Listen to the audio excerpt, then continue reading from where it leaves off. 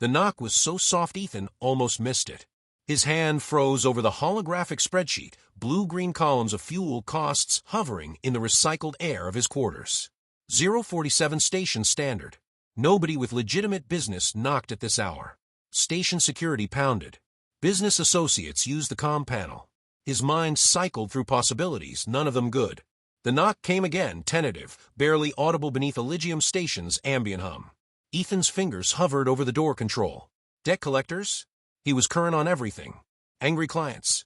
The last shipment had arrived intact.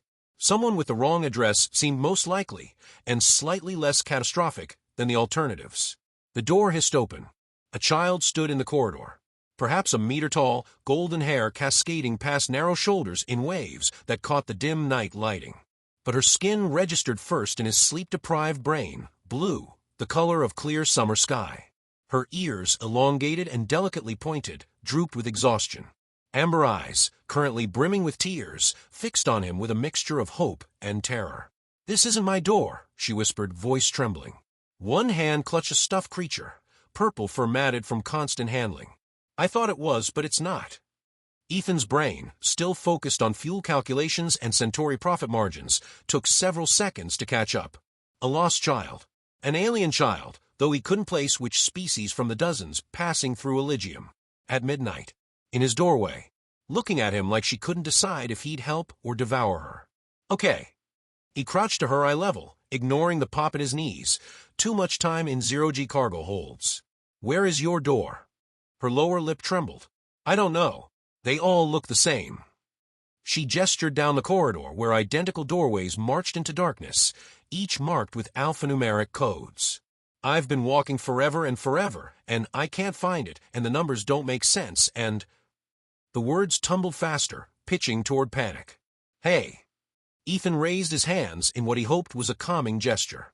32 years old, veteran of a dozen runs through contested space, once talked his way past Martian customs with a hold full of technically illegal terraforming equipment, and he had absolutely no idea how to handle a crying child.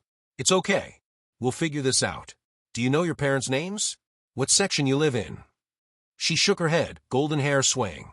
One pointed ear twitched. "Mama said I shouldn't go far, but I was just playing, and then everything looked different, and I got turned around, and—" She hiccuped, remarkably human sound. Ethan glanced down the empty corridor, then back at the child openly crying now, clutching her stuffed companion like a lifeline. Every protocol screamed he should contact station security immediately. But something in her terrified expression made him hesitate. He remembered being lost once in Luna City's agricultural district when he was 7. The panic of identical greenhouse corridors stretching endlessly. The kindness of the stranger who'd helped him find his way home. "Listen," he said gently. "It's cold out here, and you look tired. Why don't you come inside where it's warm, and we'll call someone to help find your family? I've got—" He tried to remember what children liked. "Hot chocolate." The tears slowed. "What's hot chocolate?" "It's an earth thing. Sweet, warm, good for when you're upset." He stood slowly, keeping his movements unthreatening, and gestured inside. "I promise I'm not scary.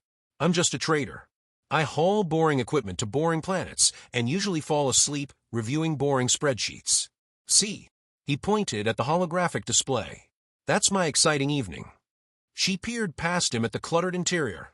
Unmade bunk folded against the wall, tiny kitchen alcove, vintage Earth posters showing places he'd never visited.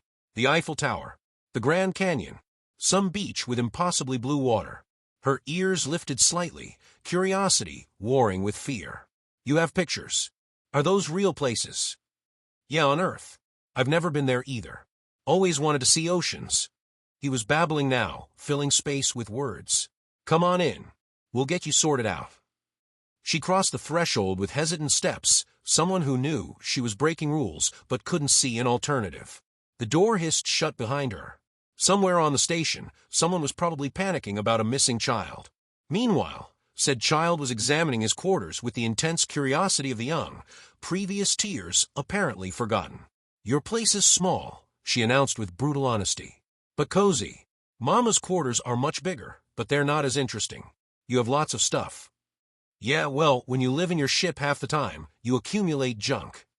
Ethan moved to the kitchen alcove, grateful for something to do while he figured out his next move. The hot chocolate mix was somewhere in storage, a luxury he rarely indulged in. What's your name? Kyra. She'd gravitated to his couch, climbing up with her stuffed creature and tucking her legs beneath her. Those amber eyes tracked his every movement. What's yours? Ethan Vale. He found the chocolate and started heating water. So, Kyra, can you tell me anything about where you live? What your mama does? Mama is very important, Kyra said, swinging her legs. She talks to lots of people. There are always guards outside our door. Well, usually. I think they were changing shifts. That's when I went exploring. Guards. Important. Diplomat maybe, or some official. That narrowed things down slightly, though Aligium hosted 36 diplomatic missions at any given time. Ethan poured the hot chocolate, added a marshmallow from a package that was probably expired, and carried it over carefully. Kyra accepted it with both hands, sniffed cautiously, took a sip. Her expression transformed from suspicion to delight. This is good. We don't have this at home. Mama only lets me have Kelith juice, and it's boring. Another long sip. Leaving a chocolate mustache, she immediately licked away. Despite everything, the late hour, the confusion, the growing certainty he'd somehow ended up responsible for someone very important's child, Ethan felt himself smile. Yeah, hot chocolate's pretty great. Earth got a few things right. Somewhere else on Aligium Station, alarms were beginning to sound.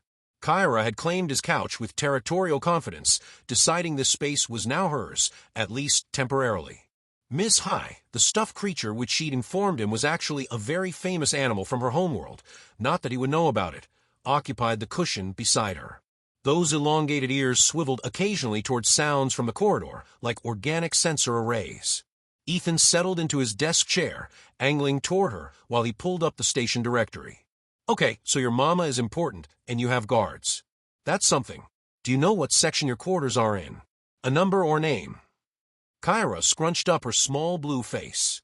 There's a big plant near our door with purple flowers, and the walls are the nice cream color, not the boring gray like out there. She gestured vaguely toward his door. Right. Helpful. That's a start. Do you remember how you got here? Did you take a lift? I took the moving floor, the one that goes whoosh. She made a sweeping gesture, nearly sloshing hot chocolate. But then I got off because I thought I saw our corridor, but it wasn't. And then I couldn't find the moving floor again. The transit conveyor ran through multiple sections. Fantastic. Ethan scrolled through the residential directory, hundreds of entries blurring past. Without a family name or species designation, he might as well be searching for a specific star in the galaxy. What about your mama's name? Her full name? Kyra took another sip. Mama. Right, but what do other people call her? When the guards talk to her? Princess. Kyra said this like it was obvious, like everyone's mother was called Princess. Ethan's scrolling stopped. His brain performed several rapid calculations, none reassuring. Princess. Your mama is a princess. Princess Nathra. She's very beautiful and very busy, and she tells me not to wander off, but sometimes I get bored because she has meetings that last forever and ever, and the diplomatic quarters are so boring even though they're big. The words tumbled out in that particular way children had of not realizing they were dropping conversational bombs. Is there more hot chocolate? Yeah. Sure. In a minute. Ethan stared at the child on his couch. Princess. Diplomatic quarters. Guards. He'd somehow acquired royalty. He pulled up the station's emergency channels. The list that appeared made his stomach drop. Priority alert. Missing child. Diplomatic level 7. All personnel report suspicious activity. Biometric scan in progress. Oh no, he muttered. What's wrong? Kyra had finished her chocolate and was examining the Grand Canyon poster. Is that a hole in the ground? Why would anyone make a picture of a hole? It's a canyon. Natural formation. Very famous. Ethan forced himself to think. He should contact security immediately. But the alert mentioned biometric scanning. They were probably sweeping the station systematically. His quarters in Section 7 Delta were likely already in the search grid. Contacting them now meant explaining why he hadn't contacted them immediately. That conversation would go poorly. Kyra, did anyone see you leave your quarters? I don't think so. The guards were talking to each other, and I'm very good at being quiet. She demonstrated by attempting to tiptoe across his floor, immediately tripping over his discarded boots. Careful. He retrieved the boots. Listen, your mama is probably very worried right now. We need to let people know you're safe. But I am safe. I'm here. Kyra had moved to examining his books, actual physical books, expensive luxuries in space. She pulled one out, studying the cover illustration of a horse. What's this? That's a horse. Earth animal. He tried the diplomatic channels, entering his civilian credentials. Request denied. Insufficient authorization. Please contact station security for assistance. Can you read to me? Kyra had climbed back onto the couch with the book. I like stories. Ethan looked at her expectant face, at the alert flashing on his datapad, at the time display showing past 1 a.m. Somewhere, Princess Nathra was probably tearing the station apart. Here, her daughter wanted bedtime stories. The absurdity hit him suddenly. He'd smuggled restricted tech past customs. He negotiated deals with species who considered lying a cultural art form. He'd once escaped a collapsing asteroid facility with 15 minutes to spare. And now he was completely defeated by one small child who wanted to hear about horses. Fine, he said, surrendering. One story. Then we really need to get you home. Kyra beamed, ears perking with delight. This one. It has a pretty cover. Ethan took the book, a collection of Earth fairy tales he'd picked up on Mars years ago, and settled beside her. The chapter she'd opened to was about a princess. Naturally. Once upon a time, in a kingdom far away. What's a kingdom? Like a big diplomatic territory, with one very important person in charge. Oh, like Mama's homeworld. Keep going. He continued reading, pausing every few sentences for Kyra's questions. Why did the princess live in a tower? What was a dragon? Why couldn't she just call for help on her comm? The logical interrogation of fairy tale logic by a child raised on FTL travel provided surreal counterpoint to the crisis unfolding elsewhere. His comm chimed. General broadcast to all residents of Section 7 Delta. Attention, security sweep in progress. Remain in your quarters and provide biometric confirmation when requested. This is a priority situation. Non-compliance will result in immediate investigation. What's that? Kyra looked up. Just station stuff. Nothing to worry about. Ethan muted the comm, heart rate picking up. They'd be at his door within the hour. Probably less. He should just open his door and hand her over to the security teams he could now hear in distant corridors, boots echoing against deck plating. But looking at Kyra, finally relaxed and engaged with the story, he found himself reluctant to throw her back into chaos and panic. The princess escaped from the tower, he continued, and lived happily ever after. That's it. Kyra looked disappointed. That was fast. Our stories go on for days sometimes. Mama says I fall asleep before they finish. She yawned hugely. I'm not tired, though. Sure you're not. He watched her blink slowly, fighting exhaustion. Want some cookies? I think I have some. Suddenly, she was alert again. Yes. What kind? He rummaged through storage, emerging with chocolate chip cookies that were probably stale, but technically edible. Kyra accepted them like treasure, munching contentedly. These are good. Better than the fancy ones in the diplomatic kitchens. Those taste like they're trying too hard. These just taste like cookies. She paused, studying him with sudden seriousness. You're nice. I'm glad I knocked on your wrong door. Yeah, well. Ethan found himself smiling despite everything. I'm glad you're safe, even if you did give me the most confusing night in recent memory. The security teams were getting closer. He could hear their voices now, sharp and professional, systematically clearing each quarters. Princess Nathra's daughter sat on his couch eating cookies and reading about Earth horses, completely oblivious to the panic she'd caused. Ethan settled back, accepting the inevitable. At least when security burst through his door, they'd find their missing princess safe, well-fed, and possibly better versed in Earth mythology than most humans. There were worse situations. Probably.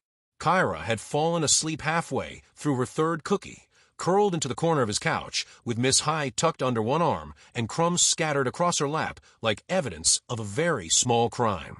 Ethan had draped his jacket over her. The quarters maintained comfortable temperature, but she'd started shivering slightly, probably from exhaustion more than cold.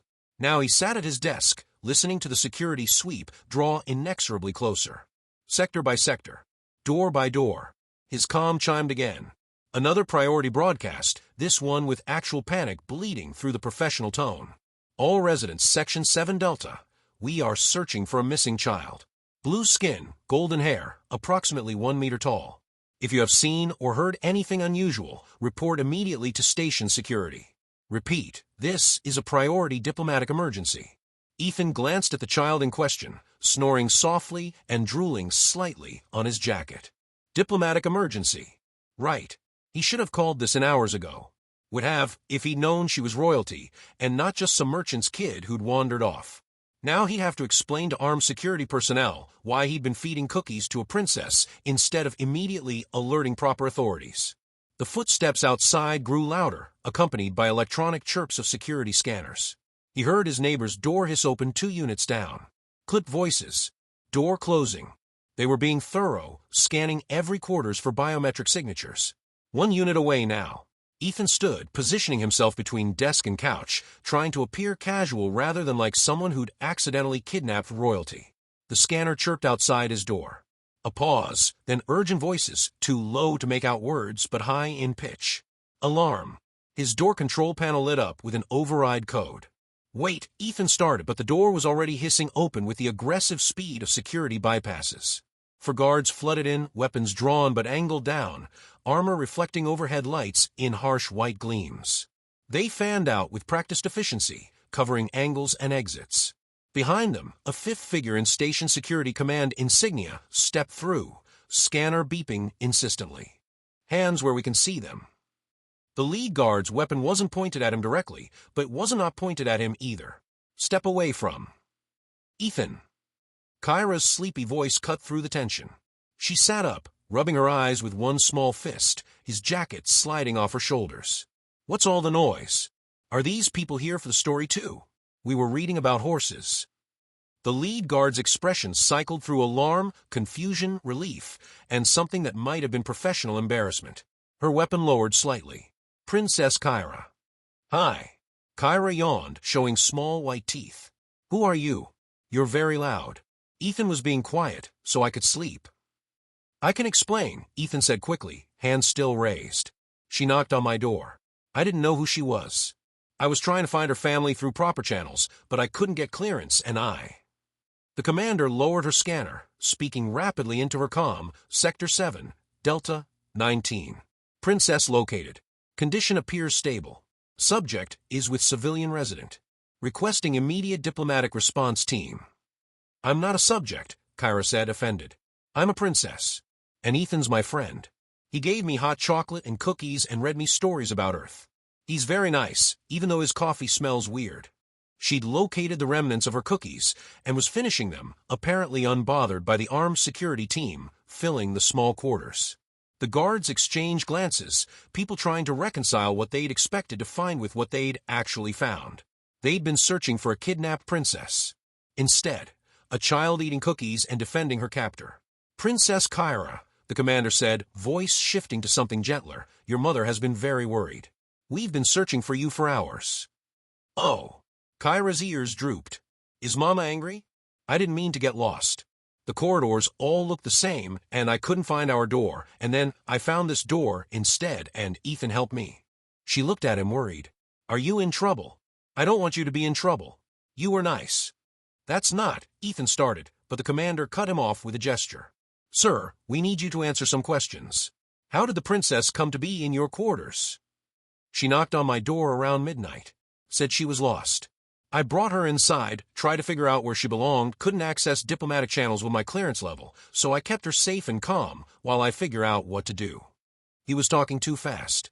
I fed her, read her stories, waited for someone to claim her. That's it. He's telling the truth, Kyra announced. I knocked on the wrong door, but it was a good door. Much better than being lost in the corridors. And his hot chocolate is better than anything in the diplomatic kitchens. You should try it. The absurdity seemed to finally penetrate the professional crisis management. The commander's mouth twitched slightly. I'll keep that in mind, Princess. Footsteps in the corridor. Rapid. Purposeful. The guards automatically shifted position, creating a pathway. Ethan had just enough time to register that someone important was arriving before a woman swept into his quarters with the kind of presence that made the space feel even smaller. She was tall, with the same blue skin and golden hair as Kyra, though her hair was elaborately styled, and her ears held perfectly upright, rigid emotional control. She wore formal diplomatic robes in deep purple that managed to look elegant despite obvious disorder. One sleeve twisted, collar askew, as if she dressed in haste or had been pulling at the fabric in distress. But her eyes caught him, the same amber as Kyra's, currently wide and fixed on the couch where her daughter sat surrounded by cookie crumbs. Kyra. The word came out strangled, all diplomatic composure shattering. Princess Nathra crossed the room in 3 strides, dropping to her knees beside the couch and pulling her daughter into an embrace that made the child squeak in surprise. Kyra, oh stars, you're safe. Mama, I'm fine. I just knocked on the wrong door, but Ethan helped me, and he has earth books, and horses are real animals that people use to ride. Can you believe that? Riding animals. And you can't. You can't. Nathra's voice broke.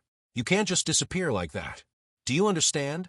I thought. She pulled back, framing Kyra's face with both hands, checking her over with frantic thoroughness. Are you hurt? Did anyone? I'm fine, Mama. Ethan was nice. He gave me hot chocolate. Nathra's gaze lifted slowly from her daughter to Ethan, still standing near his desk with his hands partially raised like an idiot. Her eyes were still wet, but something was shifting behind them, emotion giving way to calculation. She studied him with the intensity of someone conducting a threat assessment or possibly memorizing his face for future war crimes tribunals. You, she said quietly. You had my daughter for 3 hours. I can explain, Ethan said, wondering if that would be his epitaph. Here lies Ethan Vale. He could explain. She was lost. I tried to help.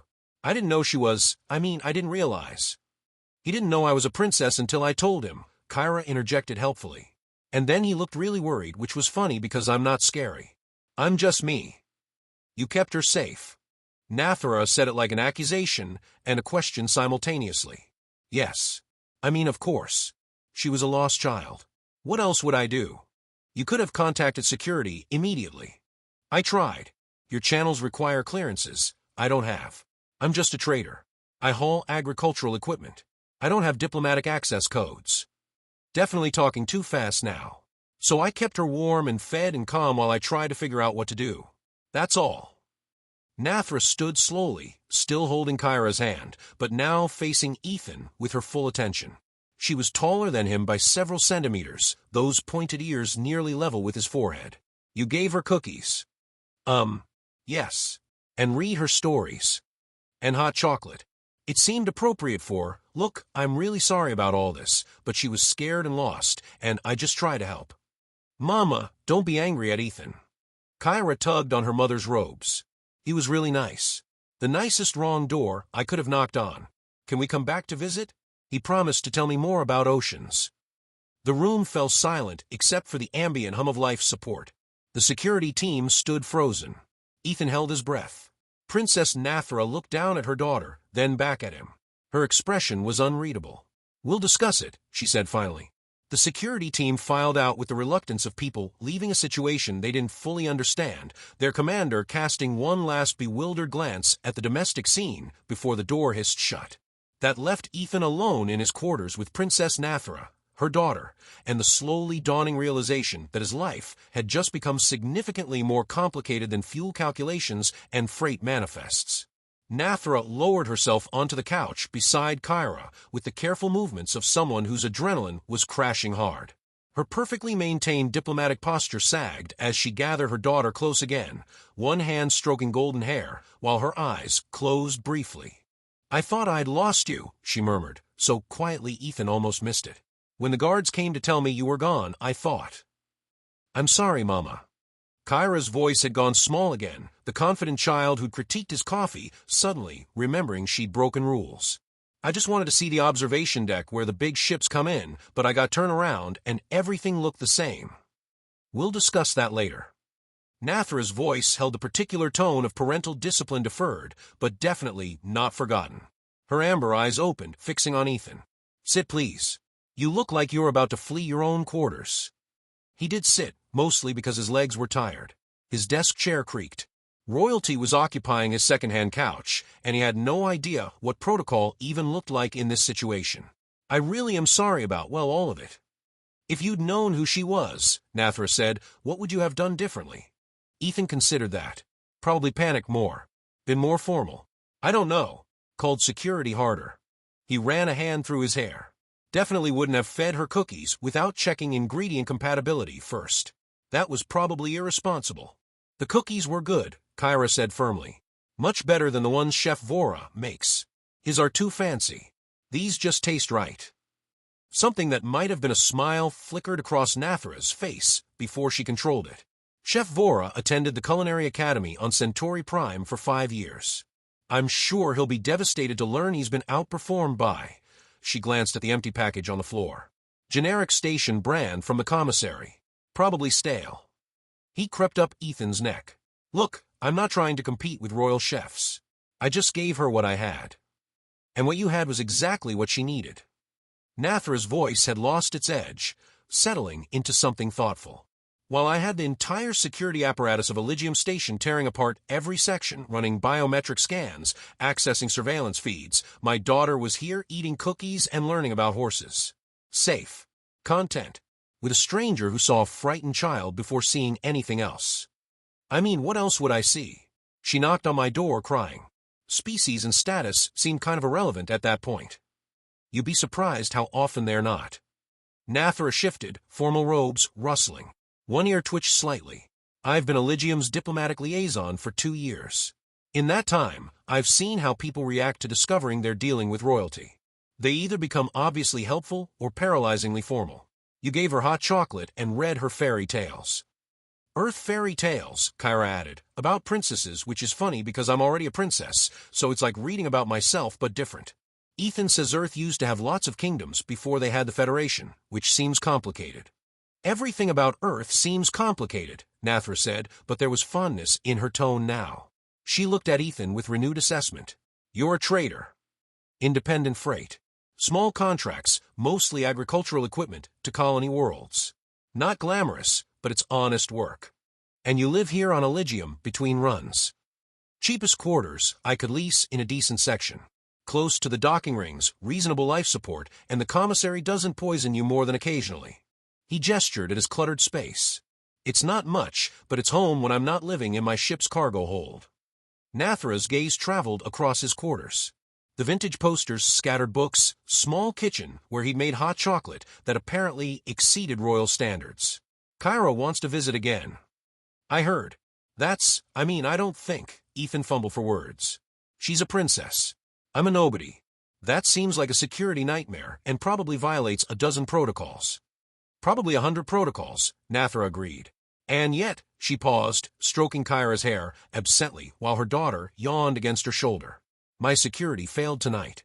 The guards were changing shifts and my daughter, who is clever and curious and far too good at finding gaps in supervision, slipped away. She wandered your station corridors alone for what must have been at least an hour before finding your door. Anything could have happened to her. But nothing did, Ethan said quietly. She knocked on a door and someone answered. The right someone. Nathra met his eyes. That matters.